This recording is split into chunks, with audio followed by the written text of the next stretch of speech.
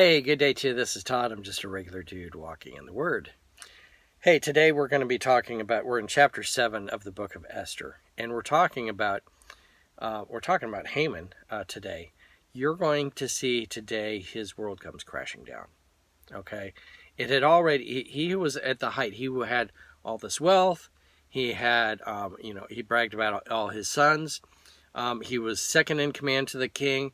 He bragged about how the queen had invited him only, besides the king, to come to a banquet twice. Okay, so he had all this, and his anger was leading to his destruction, and he was doing some really crazy, stupid things, many crazy and stupid things. Okay, and it was all driven by anger. Okay, and you're going to see today it comes to a head. It's done here at this point. All right. So let's read chapter 7. It says this. So the king and Haman went to Queen Esther's banquet. As they were drinking wine on the second day, the king asked again, Queen Esther, what is your petition? It will be given up to you. What is your request? Even up to half the kingdom, it will be granted. This is the third time he's asked this. He asked it when she first came into the court, and then she said, come to the banquet, and then he asked it again that day when he came to the banquet, and then she says, no, come to the banquet tomorrow and I'll tell you. And so this is the third time, okay, that this has been asked. So the king is anxious now, like, what do you want from me? He's like dying to know. And so Esther has this planned out, okay. The king is playing right into her hand here, okay.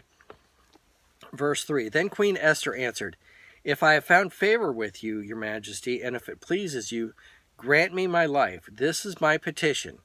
And spare my people. This is my request. Wow. If you were the king and you heard that, like, spare me the queen's life, you'd be like, what in the world are you talking about? You're sitting right here with me. Let's see what happens.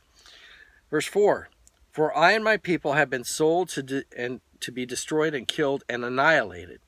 If we had been merely sold as male and female slaves, I would have kept quiet, because no such distress would justify disturbing the king.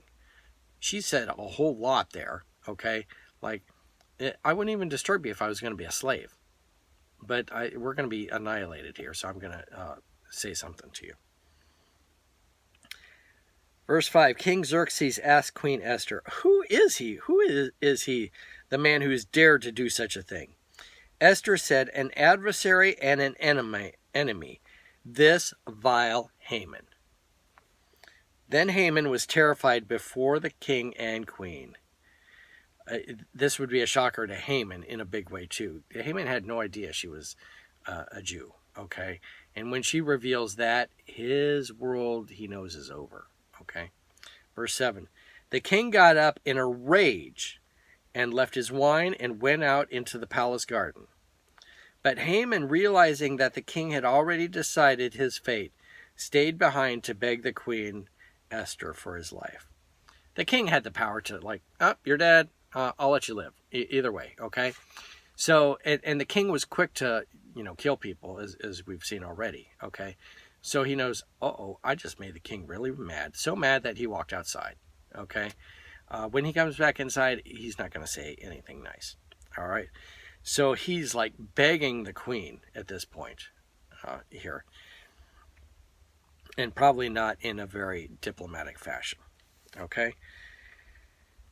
Verse 8. Just as the king returned from the palace garden to the banquet hall, Haman was falling on the couch where Esther was reclining. The king exclaimed, will he even molest the queen while she sits with me in this house?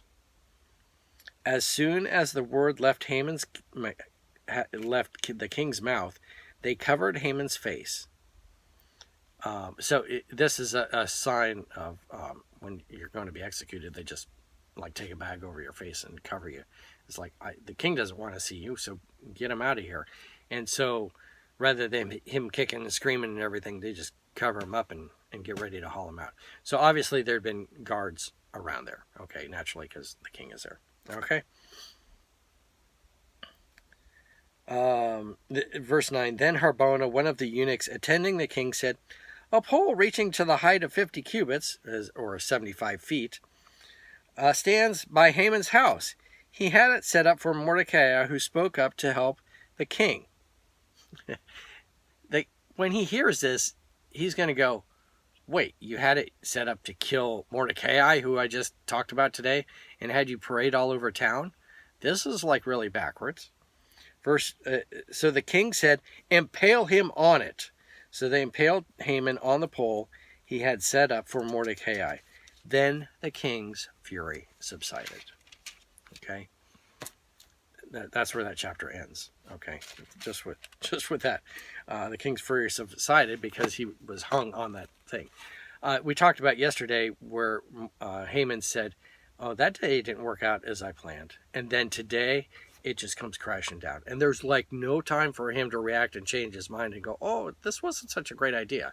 I mean, it all happened so fast, and he's on the death pole, I guess you'd say, quicker than anything.